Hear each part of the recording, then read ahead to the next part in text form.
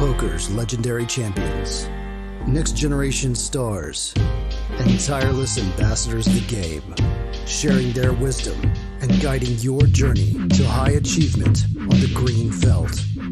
This is Chasing Poker Greatness with your host, Brad Wilson. Well, hello there, my friend. Welcome to another episode of the Chasing Poker Greatness podcast. As always, this is your host, the founder of ChasingPokerGreatness.com, Coach Brad Wilson. And today's guest on CPG was a 2022 finalist for the GPI Tournament Director of the Year, is the tournament supervisor for the MGM Grand, and is touted by CPG fan favorite and one-day poker Hall of Famer Matt Savage as one of the very best in the world at his craft, Justin Hammer. Despite being named after an Iron Man villain, I had an amazing time speaking with Justin and learning about everything that goes into estimating and hitting tournament guarantees, what the other side of an overlay feels like when guarantees are missed, and how it feels running tournaments in Texas, where, as we all know, everything is bigger. And before you dive in and learn more about Justin, there are some technical difficulties in today's episode, so please bear with us. And if you just can't take it, tag Matt Savage on Twitter and send him all of your complaints. I'm sure it's somehow his fault. And now, without any further ado, I bring to you one of the very best and brightest tournament directors in the whole world, the one and only Justin Hammer.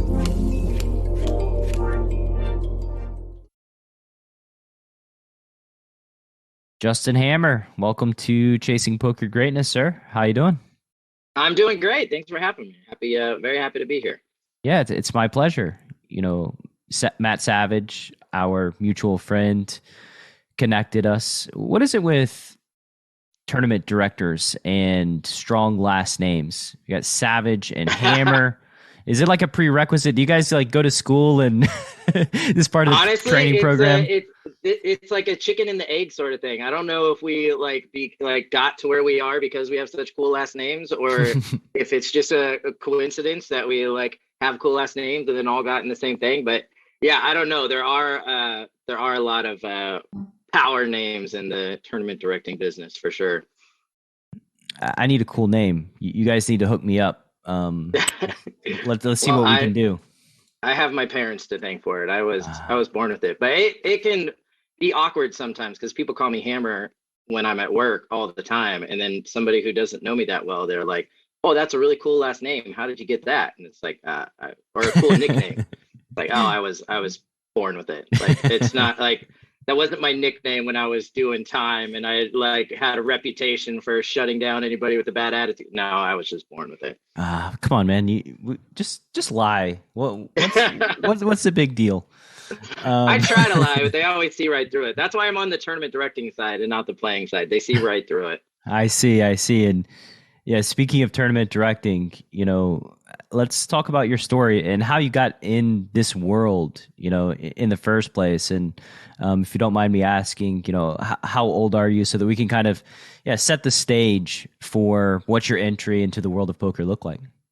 Sure. I'm 38. I'll be 39 next month. So coming up on my 40s. But I fell in love with poker when I was in my teens.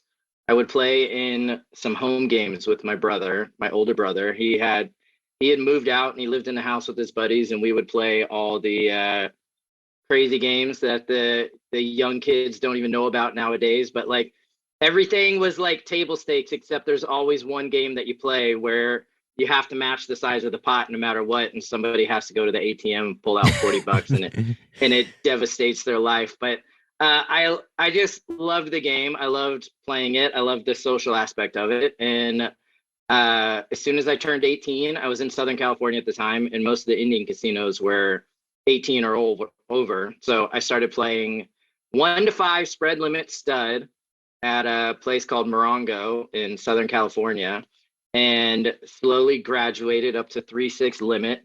And then at some point they came up with a 1-2 no limit. It might have even been 1-1, but I was going to school to become a lawyer in college, and I got to a point where like I realized that it just wasn't going to be for me. I saw lawyers on TV or whatever. I thought it was cool, but once you start actually hanging out with them, it's just so much more work than it is arguing. And that was just, I knew that I needed to be involved with poker at some point. And so my wife now, she was my girlfriend at the time. She was going to school for teaching, and I just said, I want to go to Vegas and I want to pursue this. And it was maybe I'll play, but probably not. Like, I'm very realistic. Like, I don't know if I have the chops. I don't know if it's sustainable. I don't know if this is even a thing that people do. But like, I'll get involved in the working side of it so that there's some guaranteed money coming in. And then if I decide to go, and then I go to Vegas, I started working. I dealt the World Series of Poker in 2007. That was kind of my first job. It was like basically a break-in job. Like, you think World Series and it should be spectacular, and it is, but like also they need 1,000 dealers, so they can't afford to be too picky. So I went to dealer school. I learned how to deal. I got a job at the World Series of Poker, and then poker was kind of tough to get into then. Why was it so hard getting into poker back then? Everybody wanted experience, and nobody wanted to like give you a break-in shot. It probably wasn't hard for people that had a lot of experience, but like dealing the World Series in my mind was like great experience. But and now that I'm on their operations side, I kind of understand it more, but like it wasn't really experience. So I was still very green. But Binions was hiring, and I went in for an audition, and then I just showed up every day. Like, hey, you ready to hire me yet? Like, hey, is it cool? Can I do? I'm ready. If you need someone, I'll work off the clock. I don't care. Eventually, like, just persistence got me in, and I worked at Binions for first 3 years of my career in poker. I trained under Paul, learned how to run tournaments, learned kind of the operations side. I was a floor supervisor probably after 6 months, and then did a little bit of both. And I would work the grave shift at Binions. I worked the other 9 to 5. And whenever the room went dark at Binions, we'd go across the street to Golden Nugget and we would play poker all night. And that was kind of how I first got in. Then I went over to Aria in 2012-ish, 2011 maybe. I dealt for, again, probably about 6 months. And then they were looking for people that wanted to run tournaments. And I said, all right, I'm in. I ran tournaments at Aria, including when they first started doing the high rollers. I did a lot of the first super high roller bowl that was 500,000, the 25 and 50Ks that they did just regularly. I was there when they started if you're on time, you get no rake thing that they do now. And having been there on both sides before and after they did that, it just makes perfect sense. And it just seems like genius. But you would show up and there would be 15 people that you knew were going to play, and there would be 2 people signed up, and you just wander around like, hey, are we going to go? Are we ready to go? We're 30 minutes after start time. And they'd be like, oh yeah. As soon as this guy that I'm talking to signs up. And so like, we could just never get the tournament going. And then once we started doing that, and it's, hey, here's an extra $500 in your pocket, 1,000, whatever it is. Now all of a sudden you get there at 2:00 and you've got 15 people signed up. So it was really good. Then I worked with Matt Savage during the very first WPT 500 in 2015. And that's kind of where our relationship started. So when they were looking for people at Commerce to take over the tournament coordinating position that was vacant by my buddy Sam Quinto, Savage kind of put my name in the hat and got me that interview. And then we worked together at Commerce until 2019. Yeah. And Savage doesn't do anything with Commerce these days, right? I think, yeah. Did they come off the WP? I'm not exactly sure what happened in that situation. So COVID did like this big reset for Commerce. And it was, honestly, there was some things that they were kind of wanting to do anyway. And this was an excuse. I'm not saying like getting rid of Matt Savage is one of them. I don't think that's true at all. But like, it was kind of, they wanted tournaments to be a little different. Like most everywhere now, tournaments have kind of molded into self-sustaining. Like they need to make a profit on their own. Commerce was very much at a time where tournaments were just a marketing tool, and their job is to get people in. And yeah, you want to make enough that they kind of support themselves, but the real goal is get them in, get them out, and then downstairs playing. where they make their actual money. And as it kind of transformed, and a lot of it was me and my time there and Savage and his time there when I was there, like it started like it moved with the tide that is tournament poker. And Commerce was never a real big fan of that. That's never what they wanted tournaments to be anyway. They kind of just wanted them to still be the marketing tools that get people into cash games. And this was like a good. Why do you think reset. they were resistant to that? Like while all the other rooms were kind of moving towards something different. I think there's some of it is just there's the old school mentality. Like they were there when tournaments worked really well that way. Like so I go back and look at some of the old structure sheets sometimes from Commerce, like circa 2007, 2008, in that range. And they were just, you get 3,000 starting chips, you get 30-minute levels, and it's single entry. If you're not there on time, you don't get to sign up. And you look at some of the results that they got, they could do these tournaments and get 2,000 entries. They would have to put patio or tables on the patio to get people in. Like that, there's a lot of people that were there during that time that still believe that's the way it can be done and should be done and will be done or what have you. And I think they want to try, and even if they don't think they could do it the same way now, they want to get back to that kind of mindset. Yeah. Do you think there's merit to that approach? I was there, I guess, in 2007 during like California State Poker Championship, those sort of years. And then LAPC is like the second largest festival in the world, I believe, to this day, behind the WSOP. So it's a giant place. And I've spent a lot of my life living at Commerce Casino. So it's a place that's pretty near to my heart, which may surprise many listeners of the podcast and many regulars at Commerce who don't always have great things to say. But, you know, for whatever it's worth, from my side, I've always loved playing at Commerce. I've just enjoyed being at the Commerce Casino. Although I do understand people don't like it. And I've heard that it's certainly changed because I haven't been there since probably 2015 or so. So 7 years. So it's changed quite a bit in the time that I was there up until today, I think. Yeah, it has for sure. Now, I don't know, like it just seemed like bringing Matt back was just this big restart that they just, for whatever reason, didn't want to do. I mean, LAPC isn't a WPT thing anymore. So that's crazy to me. Like that's wild that it's not a WPT stop. And they're not doing mixed games the way they used to, because they kind of want to do the mixed games. They want to do the tournaments for the games that they have on the floor, because again, that mentality is get them in for one thing so that they go and do something else. And it's, I'm a believer that if you do a horse tournament and you have a Omaha game, that the horse players will go down and play Omaha. Or even if you have like a deuce to seven tournament and then you have an OE on the floor, like those are all the same players. It's the same pool. Like if you like playing not Hold'em, then you like playing not Hold'em, and all those guys kind of go to the same place. But it's a switch, and who knows? Like Commerce has done a lot of things. They've been very successful for a really long time. And so some of those, like, yeah, when I'm in charge of things, I see things a little different, or I want to do them a little differently.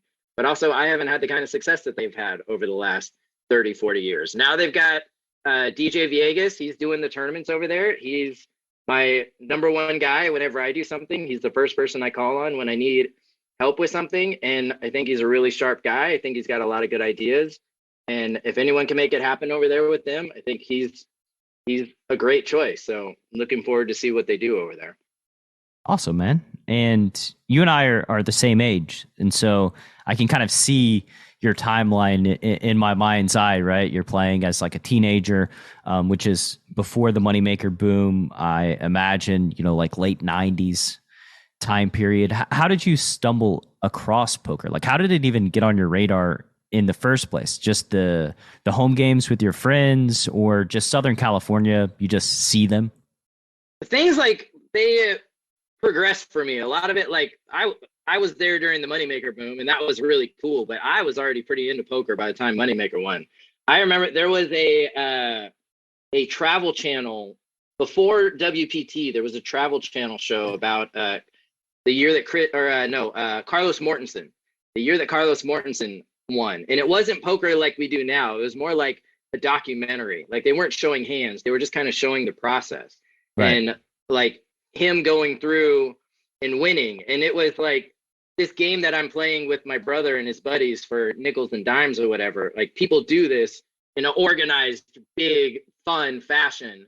And then of course rounders came up, and that whole like, oh, we go to these private games and we win, and then there's just, I can read all the judges' hands blind just by seeing their up cards and stud, and this cool like, oh yeah, this game is really cool. And rounders was, and now you look back and a lot of that stuff like doesn't even make sense. Like just the whole, we're playing for 10,000, you open for $1,000 with kings. Like some of this stuff just doesn't make sense anymore. Yeah, 20, like, 25.50, right? It's like, oh, right, 1,000, yeah. right? Well, I'll make it 1,000, and then he'll make it 5,000, and then I'll consider folding kings. Like just this whole, but obviously the movie was great and it served its purpose and it's a lot of fun.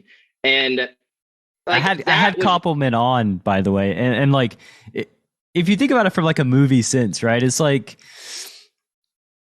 a heads up poker match, 25-50 playing for 30K would last like a good 18 hours. It would be the most boring movie of all time if it was like in any sense realistic. But I'm with you. Rounders was a major hook into, it just piqued my curiosity, made me interested about the lifestyle and playing cards like for a living, where you're kind of like hacking, hacking a career where you don't have somebody who's telling you what to do, and you can just play cards, and you can, it's a meritocracy, right? Which is all very appealing things to, me in present day, and also 18 or 17 or 16-year-old Brad as well. So for the podcast listener here, I just want to give a warning. We've had some technical difficulties in the interim, and I have no way to do a smooth segue from what we were talking about before, because I lost track of where the hell I was at. We were talking about rounders and how, I said that it would be quite a boring movie if it were 12 hours of Mike McD battling KGB heads up in earnest, which is a slow pace for movies. I think probably not acceptable, but for what it's worth, I think that Koppelman did do a good job of creating intrigue and story, and it pulled me in. And I still say all the time that Mike McD is probably the most influential person in my whole poker career, just because of that one character. And getting back to your story, let's just kind of fast forward through the commerce days, the dealing, the playing, and then the directing. What led to your leaving of Commerce Casino and moving to the great state of Texas? So Commerce, and to just finish up on Rounders real quick, I think a lot of movies, they like, as poker players, we want it to be very pokery when they do it, but as a casual fan, it's usually not very entertaining, whatever the real poker is. So I totally understand when they write movies that are cool, like, oh, I made it $1,000. If you know nothing about poker, that's a lot of fun. Just like if somebody's really good, so they make royal flushes. Like we know that's not a thing. But if you're watching as a casual fan, like I get it. And whatever gets somebody's, foot in the door for poker, I'm all for it.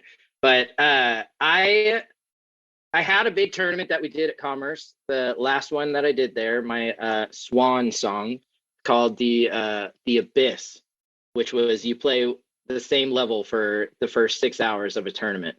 And it is funny because it's almost where my career ended up after running the tournament, the Abyss. But it missed the guarantee by a pretty decent chunk. And honestly, there was how much? What's a decent chunk?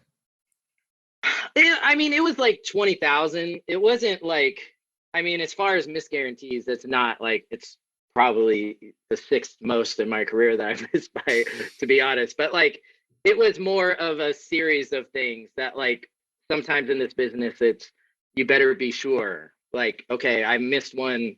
the year earlier by 100,000. So then it's kind of like, you better be sure going forward. And so this was one of those series where it's like, you better be sure if you're going to put it on. And so like I gambled and I put it on there and I wasn't sure and it missed.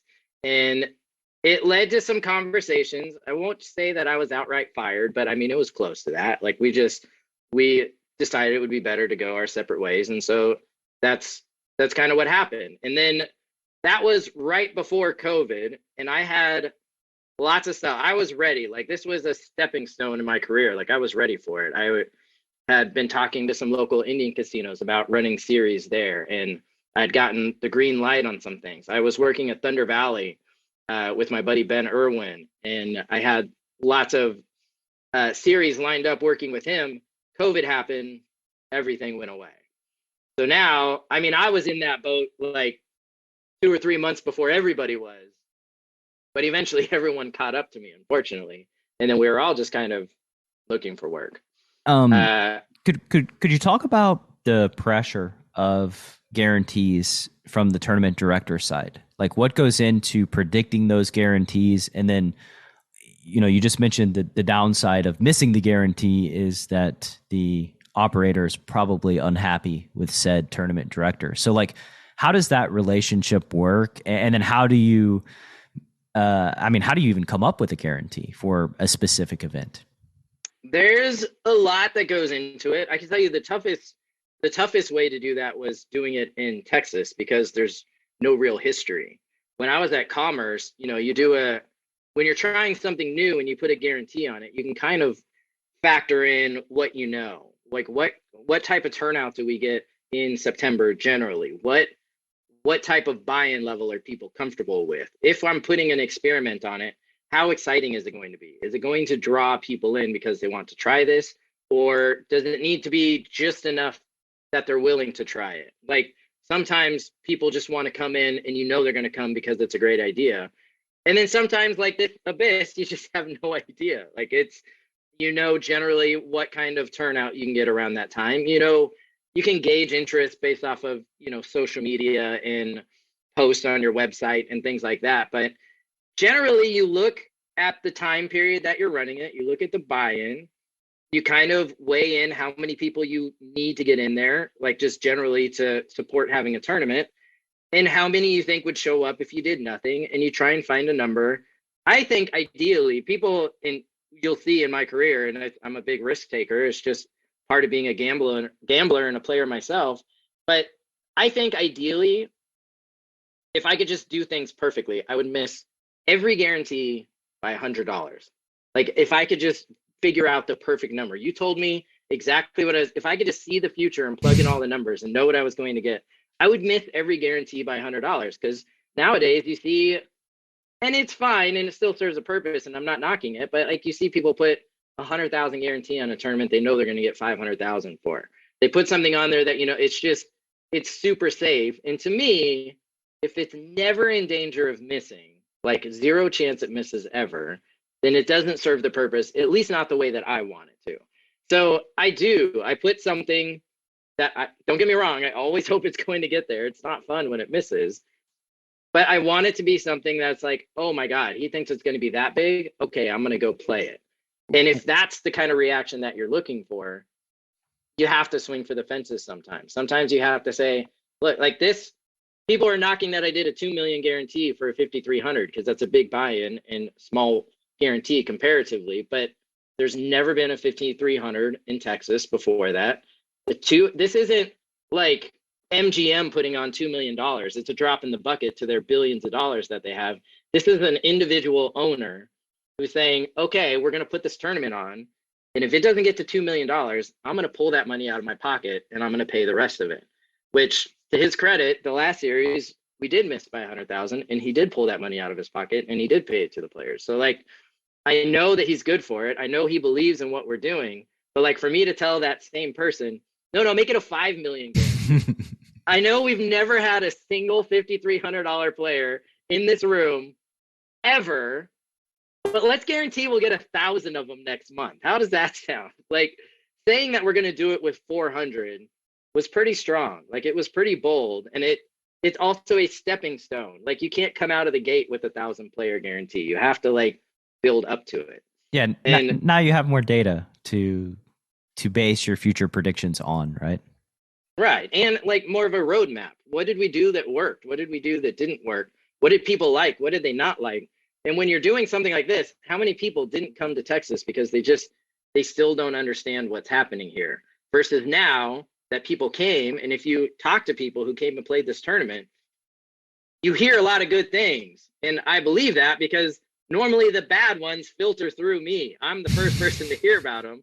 And I have heard a lot of good things and not a whole lot of bad things. And so I know that people that came had a good experience. We had Nate Silver was here, Kitty Kuo, Landon Tice, a lot of the Pete Carroll who won the tournament. I just went to Seattle Seahawks. He won the tournament. Like we had some big names come out and play and had a really good time. So like we can't forget either. A good friend of the podcast, Nick Howard, got second actually. Who's put, he's released. We've probably released close to 10 episodes together over the last couple of years. Just a super, super, super great guy. Super happy for him. Yeah, there was, I don't know if you've had a chance to talk to him about it, but I actually gave a penalty at the final table that he was involved in. Nice. No, I did. I haven't had a chance to, was it him getting penalized? No, he was just the other player in the hand. It was one of those tensions get high at the final table, obviously, and they were playing for a lot of money, and it was one of those. In any other circumstance, it probably would have been easily squashed, like no problem. And I don't think either of them were super out of line just generally. I think they just were in that situation, and I think it had a lot to do with the fact that there was $100,000 pay jump. Like they were four-handed in the tournament at the time, and it was just kind of like, I don't think it was actually Nick who made a move that looked bad, but you go back and you watch it and he definitely wasn't trying anything. It just looked bad. Like he brought out chips and then tried to raise more than what was in his hand, and he admitted, like, that's how you know, like, oh yeah, I shouldn't have done it that way.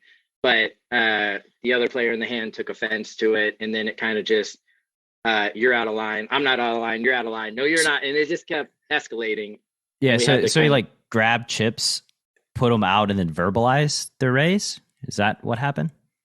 He like kind of went back to grab more without really verbalizing it. And it was... What a noob. Yeah. No, I mean, it was just like a brain fart. It was one of those like, and honestly, these are the types of things, all I'm worried about as a tournament director is, are you shooting an angle? And 100% he was not shooting an angle. So like, it's one of those, yeah, we're going to have to make it a call or raise whatever's in your hand type of situation.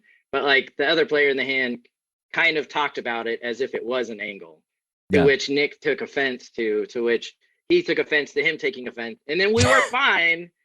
We were fine. Like I was there, I had him calm, but then Nick raises and the other player says, shocker. And it was like, okay, now I'm going to have to give a penalty just for the word shocker, because I asked you not to say anything and you did it anyway. So like, and I called him over and I was like, hey, look, if I'm doing my job, I'm involved in this as little as possible. Like, you all are figuring out who's going to win this tournament. You and the cards, not me. I don't want to be involved in this at all. And so kind of pulled him aside and told him like, okay, look, we're going to miss your small blind. That's what we're going to miss right now. That could have a significant impact on the tournament. I hope not, but right now it's your small blind. If we have to come over here again, it's going to be a small and a big blind. And then if we have to do it again, then it's going to be a couple of those. I said, I don't want to do that. I don't want to be involved in this at all. And like just the few minutes that I had him over there when he missed the small blind, he calmed down and played the tournament. And I don't know, maybe if Nick tells you the story, it's better. But when he went and sat back down, like to get back at him, he just ripped 7 deuce off for like 30 bigs, and Nick called with ace jack and busted him from the tournament. So after it all was said and done, it worked out good for him. So that is quite a weird story. Yeah. It I was guess James Carroll. I gotta say it. It was James Carroll who won the tournament. I don't like. I went to Seattle Seahawks. Pete Carroll. It's yeah. James Carroll who won the tournament. Pete Carroll may have been there. There's a lot of people who's to know that Pete Carroll wasn't at the tournament, you know? That's true. Yeah, that's true. James deserves to have his actual name said on the podcast. He's the winner of the tournament. His name is James. Pete Carroll is the coach of Seattle Seahawks. There we go. Speaking of misguarantees, what's the biggest misguarantee that you've had as a tournament director?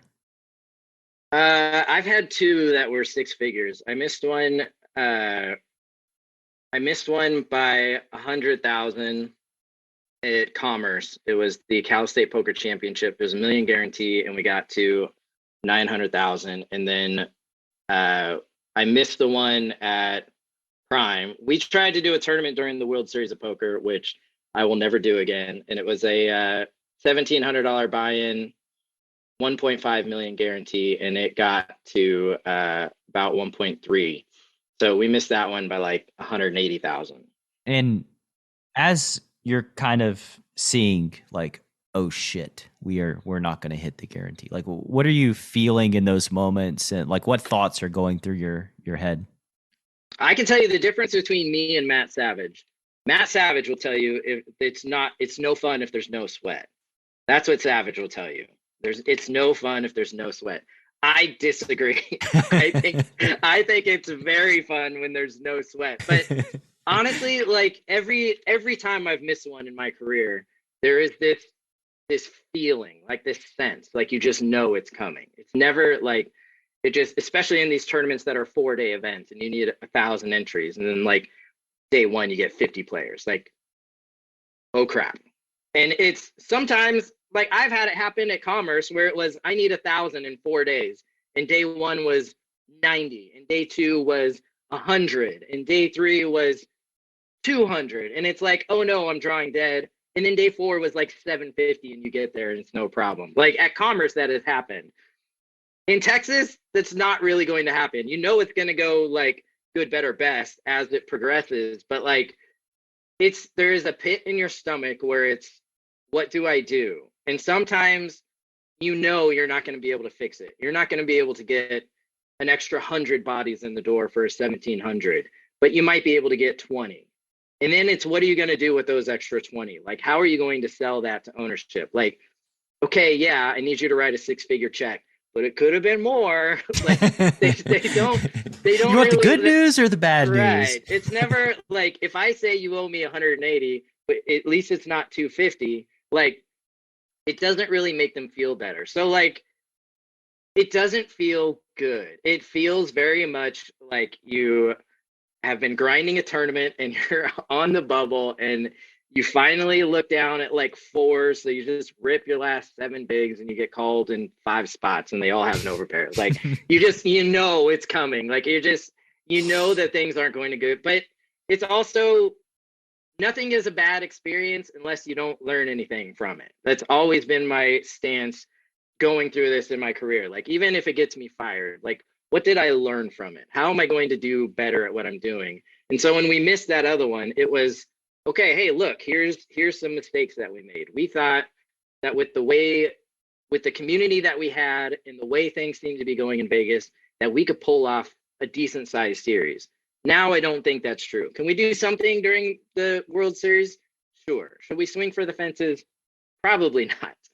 And so it was also, I took that as an opportunity. I wrote a blog called What Is It Like When You Miss Big Guarantees? And I just explained from my point of view, hey, here's what it's like. And I got a lot of feedback on that blog. Like, oh, I never realized that there was so much pressure on you to do things like that.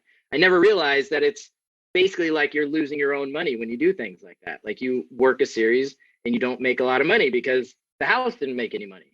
And so like, I just kind of explained what it's like, and you can still see that on the Prime site if anyone's interested. But like, that's shocking, really. I wouldn't have imagined that like casinos didn't enjoy losing money in card rooms. That's yeah.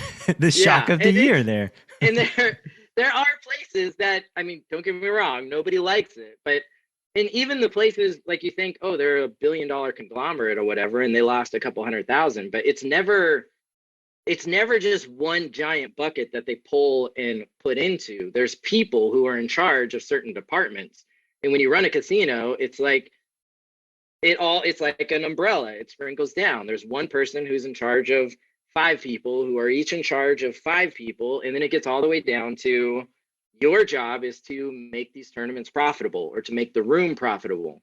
And if you have these big misses, then you're not doing your job. It's not, we lost 200,000 out of our billions of dollars. It's your job was to make X number of dollars and you fell short by X number of dollars. That means you aren't doing your job well. Maybe we need to put somebody else in that position. So when you are in that position in your job, like my job when we do the series is to put a guarantee that we're going to hit. So when it doesn't happen, I haven't done my job. You do that enough times, you don't have that job anymore. It's how it works, regardless of how much money they have somewhere else. If you're losing the money anywhere, they don't like it very much. Yeah, I could certainly see that. And I want to let's segue to living in Texas and being in the whole Texas card room scene that is kind of it's wild westy a little bit right now. Good phrase for it, for sure. Yeah, wild westy.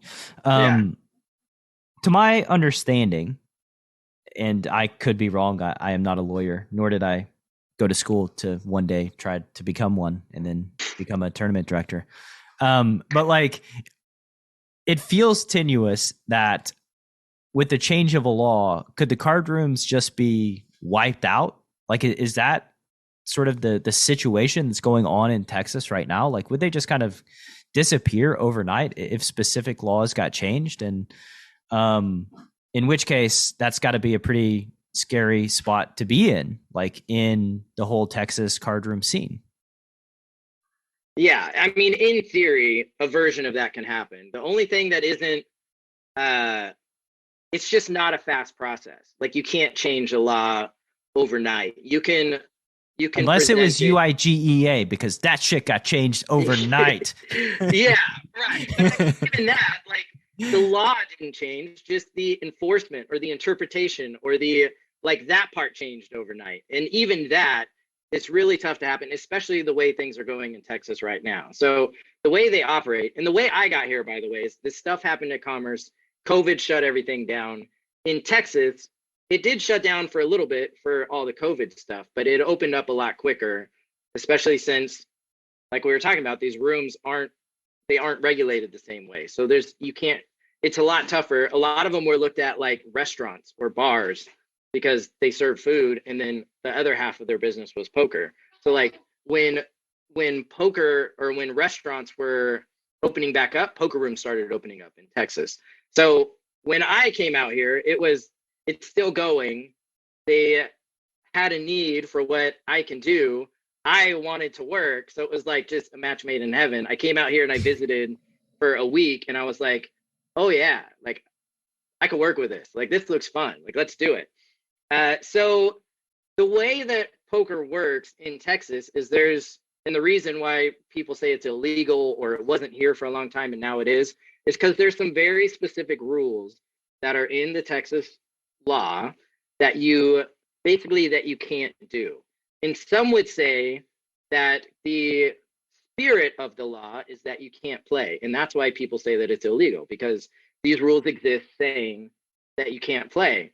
But they have rules that were made specifically so that, like, you could say they didn't want there to be poker, but what they really didn't want is casinos or card rooms or like people that were just building these conglomerates to make money off of them or whatever. What they did want was for you and I to be able to sit in my living room, play cards with each other, and like not have the police come in and raid and take it down or whatever. So between those two different things, you are allowed to, if you are a member of a private club, you could pretty much do things that you want. If you are not profiting off of the outcome of a hand, so like blackjack, whoever is closest to 21, they win. So it's based off the outcome of the hand. If everyone involved has an equal chance of winning. So people are looking at this under a microscope and saying, okay, so if we don't do A, B, C, D, then it's good. So places, social clubs in Texas, they aren't profiting off the outcome of a hand. They're not taking anything out of a pot. They don't have a financial benefit to the fact that the game is going. They have a financial benefit because you're renting your seat and you're paying to be in there and you pay to be a member of our private clubs. So but there's a bunch of lawyers and a bunch of people smarter than me who looked at this and said, okay, you said I can't do A, B, C, D. So I'm not going to do any of that. I'm going to do E, and I'm going to do F, and I'm going to do G. And yeah, I get it. If somebody says that's against the spirit of the rule, maybe they're right. And maybe someday, somewhere down the road, somebody will say, okay, this is what we meant. So now we're going to add these to the laws of things that you can't do. And it very well may happen. I hope not too. What I hope is that they see the financial impact that it has on these cities to have card rooms and how much safer they are to have them the way that we're doing them now, instead of some of the dangers that are involved with running underground games. Which are going to run 1,000%. I mean, it's just guaranteed. And I don't even have anything against underground games. Like, people that do them, I've played in some of them since I've been out here. Like, I am all for it, and for people's right to play poker pretty much any way that they can, generally. But like, I think it should be an option. And especially for what I do, it's really tough to have $1 million tournament in an underground situation. So having a place where you can do it, like, I think it provides a benefit to the city. It gets people in. We had people traveling from, I counted at least 20 different states that were in our main event, 5 different countries. And that was just barely going over the list of the people that had played. Like, people came into Houston to play these tournaments at Prime Social. And I'm pretty sure they didn't just sit down and play poker and leave. But even if they did, we pay our taxes. When we make money, we pay taxes back to the city. But I just know, I saw pictures. People are going to ball games. They're going to restaurants. They're staying in hotels. They're renting cars. They're shopping. They're going to the Galleria. They're doing all kinds of things. The economic impact to the cities when we do these tournaments is huge. And obviously, in my opinion, it's worthwhile for it to be legal, organized, regulated part of the Texas community. And it's possible. Like, I don't want to, what I don't think is possible is, and what I think most people are worried about, it's not really possible that somebody comes in and arrests you for playing poker in one of these clubs, because you are participating in a service that we're providing. And if something happened where they said it was illegal for us to provide that service, the club would get shut down. The club would get in trouble. The club would get whatever. But at this point, you can't really do that. You can't find any individual club and say you're breaking the law and then just, now, some of them are doing things, obviously, that you could get in trouble for anywhere. If you're laundering money, if you're selling drugs, if you're doing illegal activity that is black and white, it's not in this gray area that we like to live in. Yeah, obviously you're going to get in trouble. And what I think happens is some places run into that and then kind of throw the baby out with the bathwater. It's like, oh, well, if that club got shut down, then all of them are illegal. But we don't really do that anywhere. If something bad happens in Vegas at a casino, it's like, oh, there was a bad actor in that casino. It's not all the casinos must be doing this. Or a restaurant, or just any other place of business as well, right? Right. But when you're doing it the way that we're doing it, it's easy to just lump everybody in with what's happening. And what I tell people is, yeah, it is unregulated. I don't think all social clubs are created equal. If you're coming to Texas, there are places that I would play and there are places that I would not play. There's TCH, they're a brand. They have a reputation. I would play in pretty much any one of those. Prime Social, obviously, that's where I work. I wouldn't put my name on it if I didn't trust the organization and the people running it just 100%, which I do. I haven't been to the lodge, but I've heard nothing but good things about what they're doing over there. And I imagine Doug Polk and Andrew Nemi and Brad Owen probably wouldn't put their name on it if they didn't believe in it too. But it's just, I would talk to somebody that you trust before going there, read Poker Atlas reviews, follow Twitter, just see. But if you've never heard of it, there's probably one that's safer down the street that I would check out first. Yeah, for sure.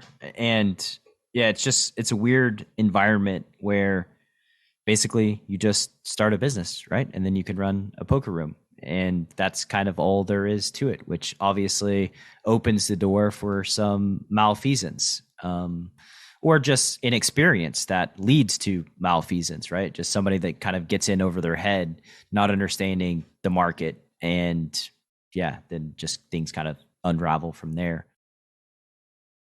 In a world where a fish donk bets the flop, and you don't know what to do, one man, Coach Brad Wilson, has a surefire plan to neutralize flop leads and rip that dunk to shreds.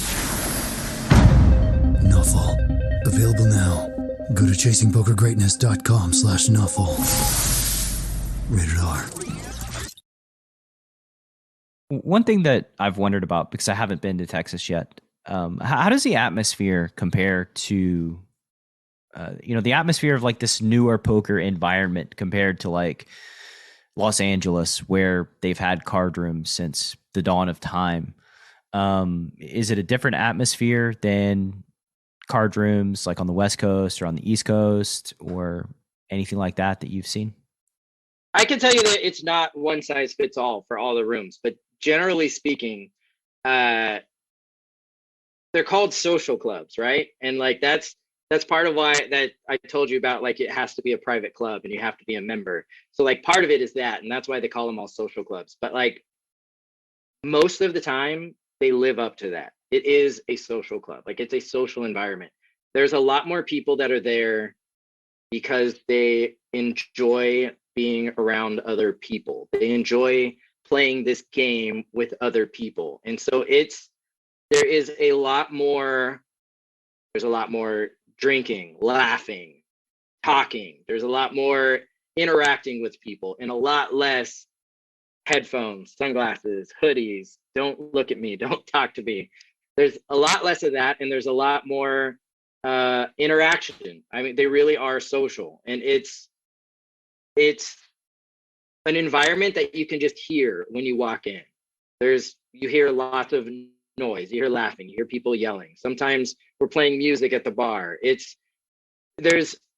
People are just there really enjoying the game. And I've realized during my time here that there's not a whole lot of gambling outlets in Texas. There's not casinos. You can't go play blackjack. You can't go play roulette. You can't do some things that, even if you're in a place that doesn't have legal casinos, there's usually some version of it somewhere. And so poker, if you want to get a little bit of your gamble on, that's the place where you go. And a lot of these people, they're not there trying to make a living. They're not there. Hopefully they win a few bucks, but if they lose, they lose. It's their entertainment.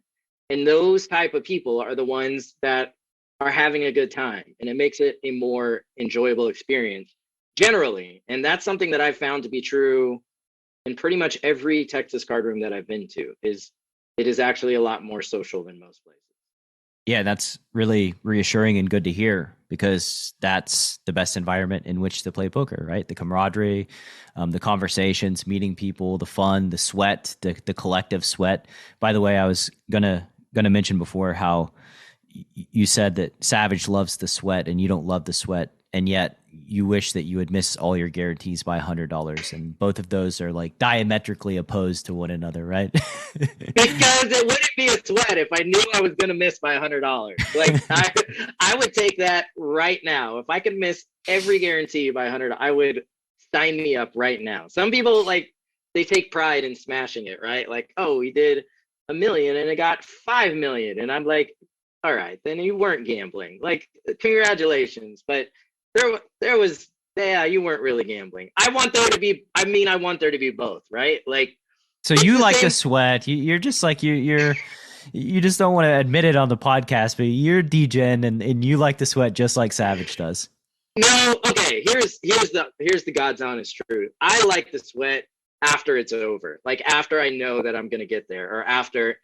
Savage That's not the sweat. Savage likes the sweat in the moment. Like, it's the same. Like, we just went to Six Flags, me and my kids, and they were like horrified to go on Superman. You know, it goes up 26 stories or whatever.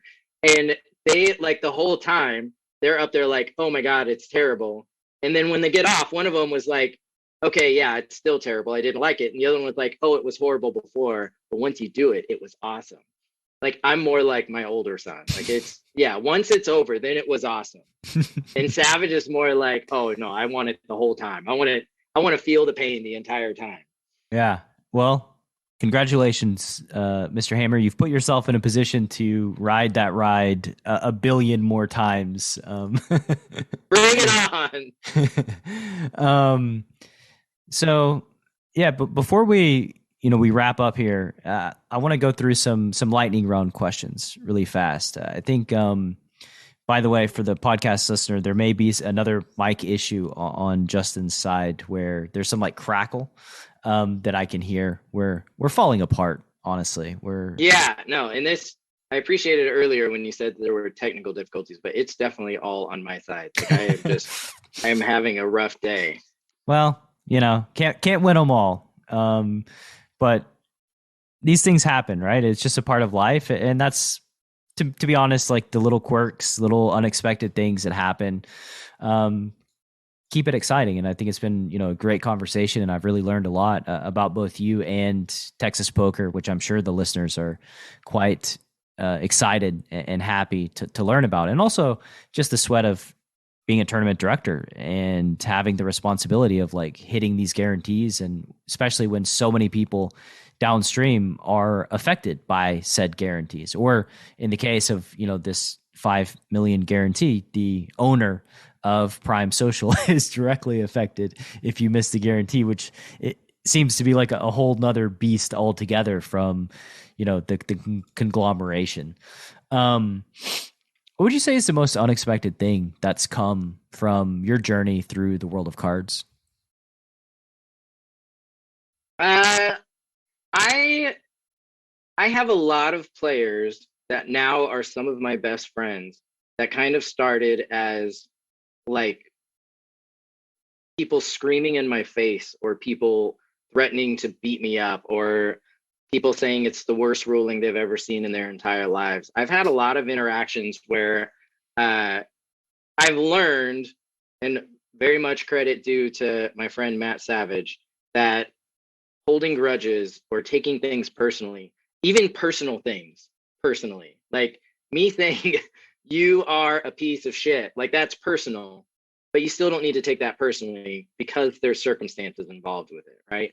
So learning that you can take things like that and then just move on from them. Like all I ever want is to make sure that it's going to be a safe, friendly poker environment. There isn't a whole lot that can, I know where that's true, but I'm going to have a grudge against you anyway. Like I will protect myself in my room from dangerous situations, but there's not a whole lot that I can't get past if me and whoever's involved both agree that that's for the betterment. And so there's a lot of people that I have started out with just, I know people that would never talk to that person again for the rest of their lives. And now not only are they some of my closest friends and best players, but they travel to where I am to come play my tournaments.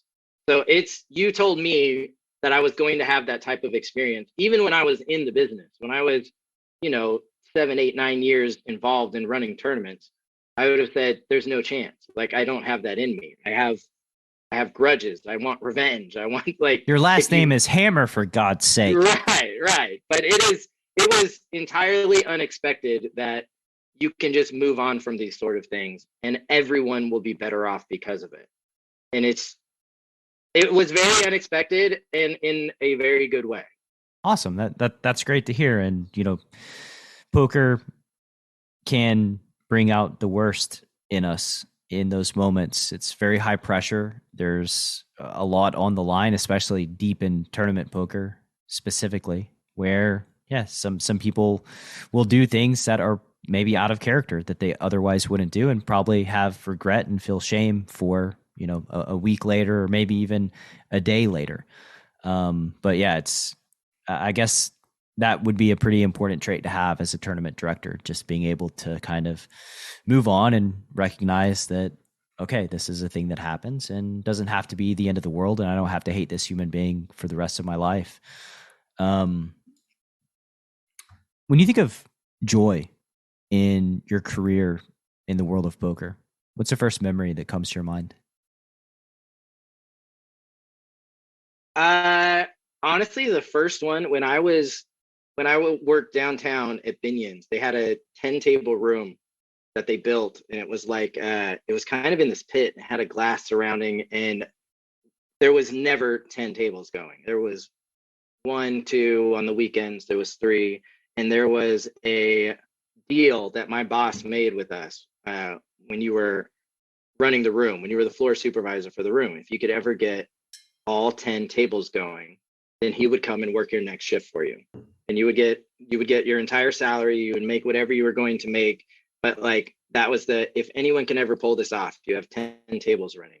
And I learned working downtown how to manufacture games. Like there was no circumstance where you could tell me I couldn't start a table. Like you have 0 players. It's okay. We'll figure out a way. Like sometimes, not gonna lie, I would write fake names down on the list. Sometimes I would find somebody walking by and say, "Have you ever played poker before? Do you want to try?" I would walk out on Fremont Street and look for people, whatever it took to get a game going. So we had a night where it took a lot of work, but we got up to 8 games naturally. And then what I learned to keep games going, when I worked graveyard, if the room went dark, I went home and I didn't get paid anymore. So like if there was no games going, I can either find a way to get a game going and get paid or call it quits and end the night. So I learned how to do that. And having that skill, when I got to 8 tables, now I'm 2 away from this magical dream that nobody's done before since we built this room. I found a way to manufacture those 2 tables, and we had 10, and took a picture of it, called my boss, like, "Hey, we've got 10 tables going right now. My next shift is tomorrow." Have fun, Like, buddy. have a good one. Yeah. And that was just like, that was kind of what gave me the understanding of there's something you could do. You're not just there managing the people that are there. Like you can make things happen. You can create. You're not just looking over people and telling them where to go. Like you're making it an experience that makes them want to come back, and you're providing an experience that people can come enjoy and be a part of. And it was like one of the first parts that gave me that drive to, I want to keep filling tables. I want to give me, it's like a blank canvas. Give me 50 extra tables. I will find a way to fill those 50 extra tables. And that's part of the fun for me now. Kind of Yeah, like some people, the fun is like playing the game. For me, it's playing this game. How do we get people into the seats yeah, and it's make just a sure that different game. yeah. And And I can see the allure, right? I can see why that would be, I mean, maybe the best trait that a tournament director could have, right? Like building the games, getting people to show up, the marketing side, the growth side, the selling side, right? Which is exceptionally valuable to your employer, which is the poker room itself, right? And I mean, right. it's kind of shocking to me hearing you talk about it in this way, very passionately, that every tournament director doesn't feel exactly the same, right? Or doesn't make that a priority. But I guess them's the breaks. Maybe that's just I, how you it know, goes.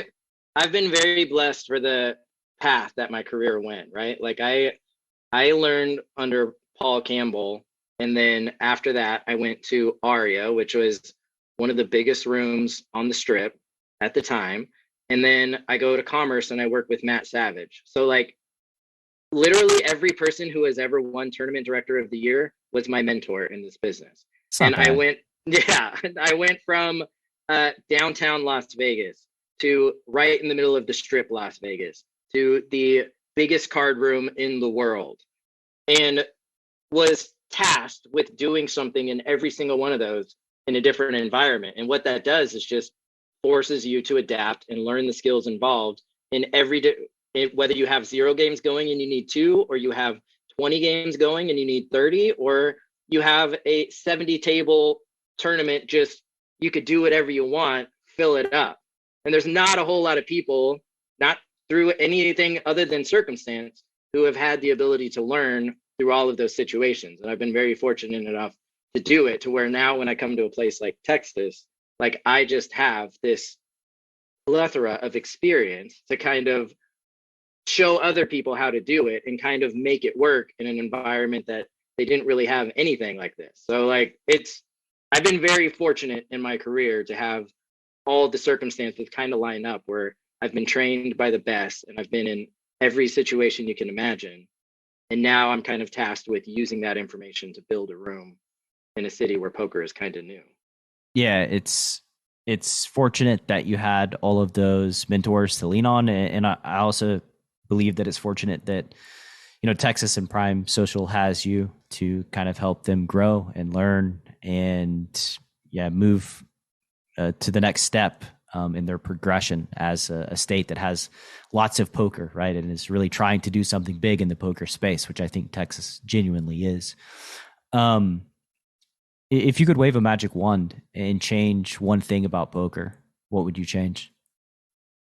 Oh man,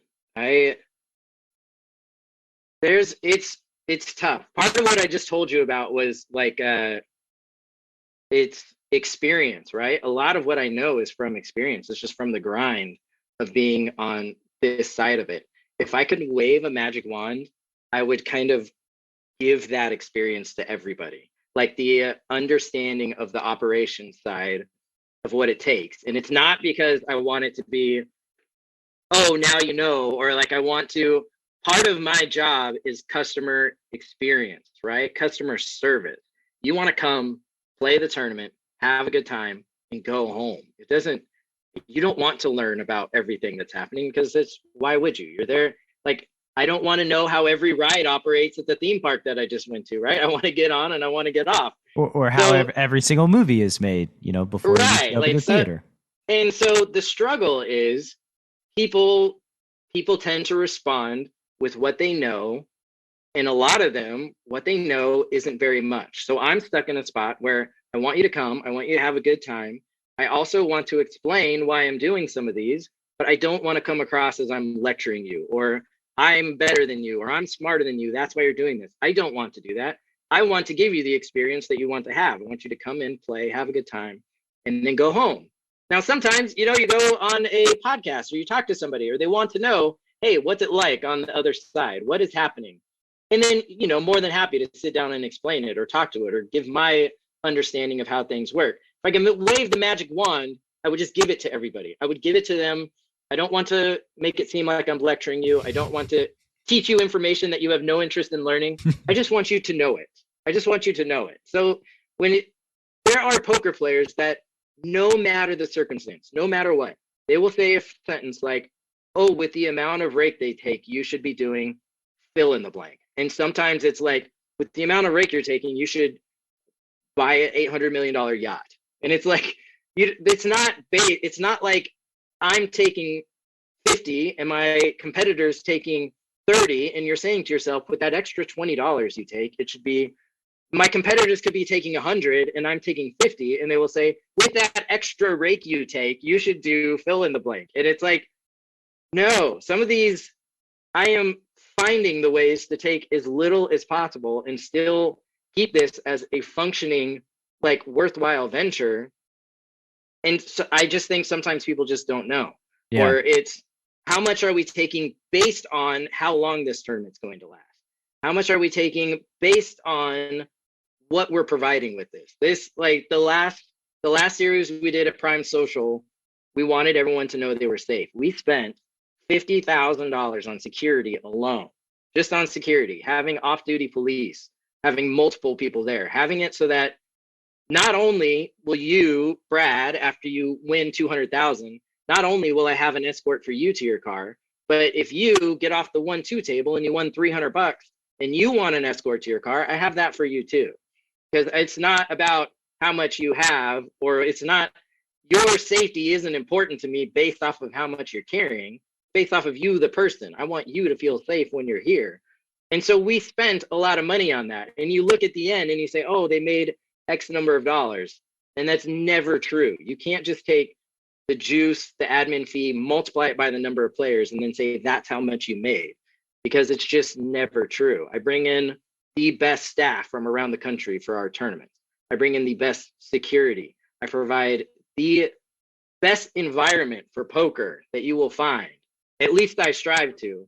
And that stuff all costs money. You have to spend to do it. So when you bring in all this money, I always hope that when you go, you bring it in and then you start giving it out, I always hope that that number is black and not red. Sometimes it is and sometimes it isn't, but I wish I could just give that information to people. Like here's a look of what all the numbers look like. Yeah, and by the way, the owner of Prime Social also would like to turn a profit as well after. Yeah, that selfish bastard. Yeah, that selfish bastard. He's not taking just all the doing this for risk. fun. Yeah, taking all the risk and gonna make a profit. Wow, that's terrible. How could he do such a thing? Right. Which the stuff we talked about earlier, like I'm not an owner, right? Like that's not my business. So when I say like, oh, I want to put on these big guarantees or I want to do this, like it is the ownership at Prime puts a lot of faith in me. They put a lot of trust in me to do this. And as much credit or whatever recognition that I've ever gotten in my life, it is 100% because of people like that. Even at Commerce, where we didn't end on the best of terms, those guys put all their faith in me. They said, here you go. What's the number? How many zeros are going to go in that guarantee? And if you're wrong, we're going to pay it. So like it's just another fortunate part of my career that I've had, but especially here at Prime Social, where it's like, it's a couple of guys who own this place that are like, okay, you tell us what we're going to do and then sell it to us. And then we're going to just kind of give you the green light to do what you want. And it's worked out for both of us, I think, over this last couple of years that I've been in Texas. But huge shout out and praise belongs to the people that give me the opportunity to do these things. Like I'm not risking my own money when I do this. I'm risking somebody else's money. And that takes a lot of faith. Absolutely. So if you could put up a billboard where every poker player who's driving to the card room, they got to drive past it, what does your billboard say? More rake is better. No, I'm kidding. I definitely You're done. Not say it's that. over. Prime Social in the tank. No, I definitely wouldn't say that. I remember when Doug did that and a billboard. I don't know. We actually had one of those trucks that says Prime Social, like Texas Poker Championship, that we had driving loops around the airport during this last series. I am all about marketing. Like I want as many people. A lot of tournaments fail because nobody knows about them. Like that's the most underrated, difficult part about what people like me do is I could have the best structure, the best environment, the best poker. I could have the best room. I could have the best everything.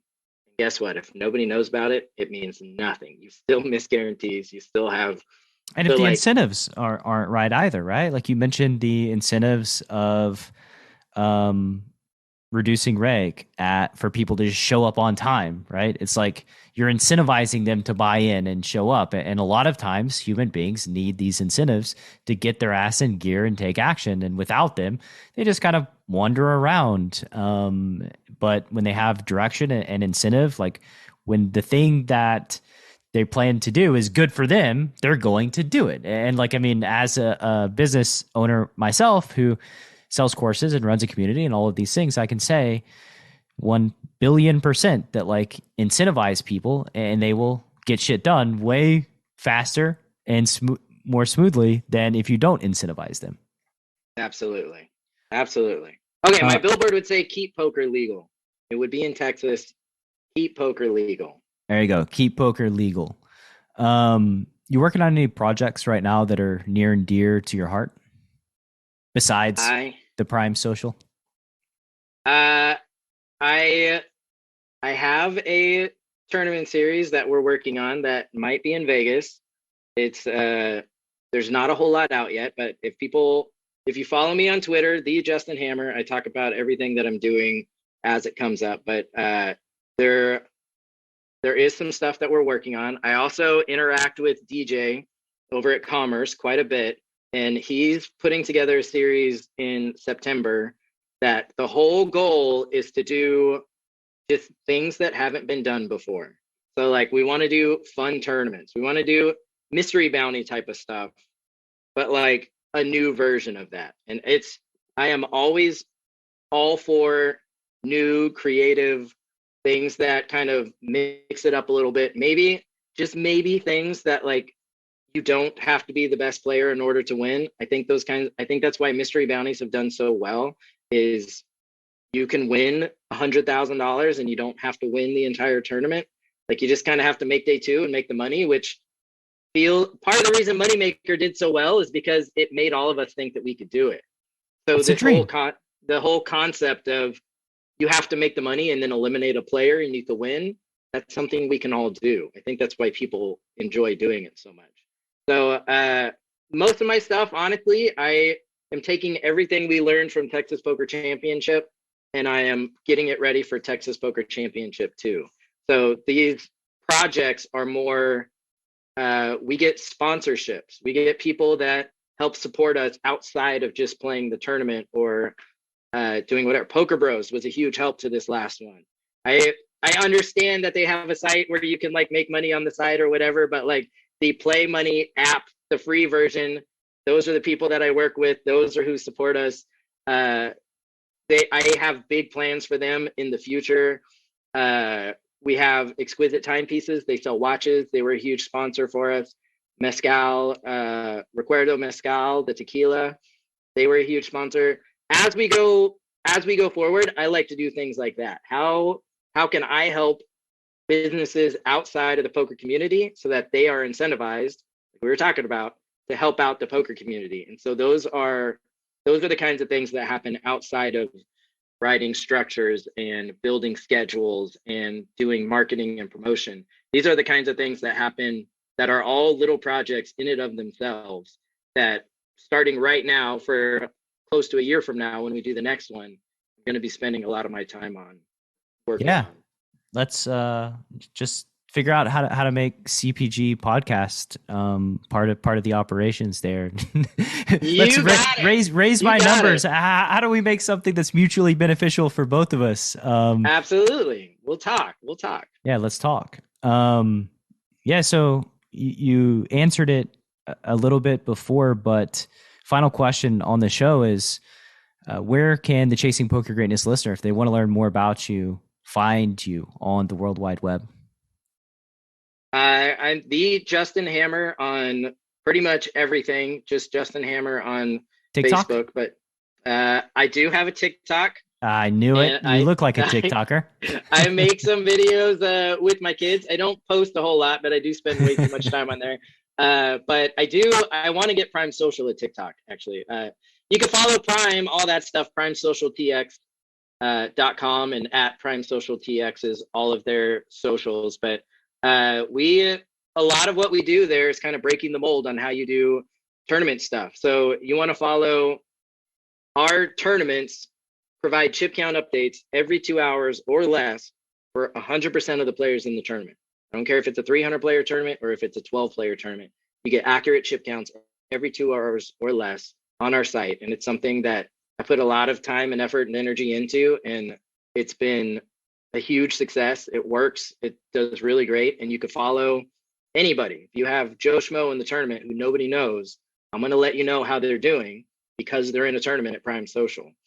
It's something that I think that everybody should be doing. And so I'm kind of coming up with a format for how to do it. I'm happy to share that information with anybody who wants it. Like, not keeping it to myself. I'm not making it so that you have to pay me for it. Like, it's something that we should be doing, because the more information you can give about what's happening in the tournament, the more people are interested in that tournament. And that just helps kind of all of us. But the only reason I say that is primesocialtx.com. Follow that every time you see a series that I'm doing, even if you can't come play, just check out that site, and that helps our numbers, that helps what we're doing, and that I'm always involved with that site somehow, so you can see what I'm doing there.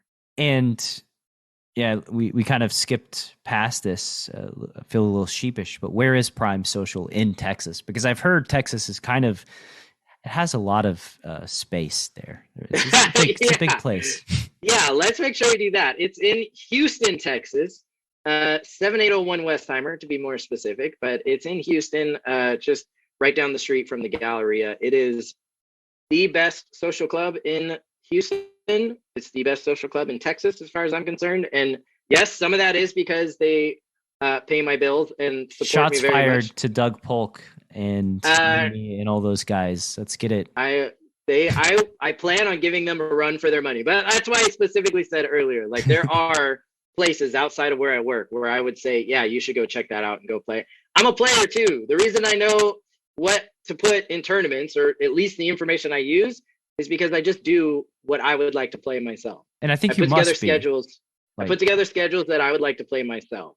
And so like that's the biggest gripe that I've had for any bad experience or any experience that I've had playing on poker platforms online or in live, when people are running the ship that are not poker players, that don't understand sort of how things work, right? And commerce forever, for better or worse, they were just the model place of how they did business back when I was traveling and playing cards, right? The high stakes room, you could order food and you could order whatever you wanted. And you just tipped, and like they took care of their high limit players in a way that, places in other parts of the country, like Florida, for instance, just didn't.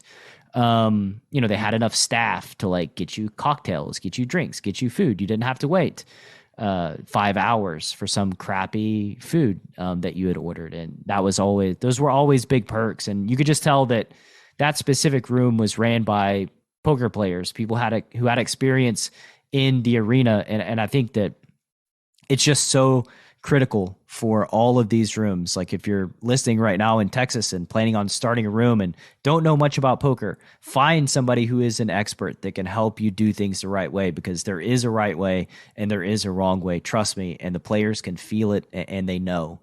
At least, that I'll end my little rant here where we can close down shop. But I think it's just very important that people who understand what's going on run these things, or they at least outsource it, consult, get experience, ask questions to people with more knowledge than they have, because we all want our poker rooms across the country to have the best experience and to provide the best experience, because ultimately that's good for the game, and what's good for the game is good for everybody who's in the industry. Absolutely. Yeah, I would have no success at all if I didn't take feedback from players, coworkers, supporters, haters, everybody. I